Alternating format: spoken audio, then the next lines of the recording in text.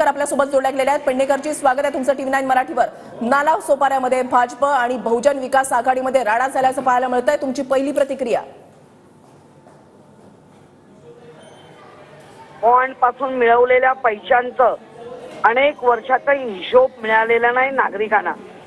वेगवेगळ्या माध्यमातून वसुली करायची आणि मग वसुली करून तेच पैसे या इलेक्शनला वापरायचे, गरिबांना पैसे वाटायची, बहुमूल्य मत त्यांचं मिळवायचं, या त्याच्यावर यांचं सरकार आहे।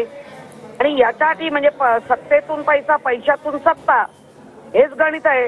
आणि लोक आता त्याला कंटाळली आहेत, म्हणून लोक आता पकडून द्यायला लागलेत त्यांना।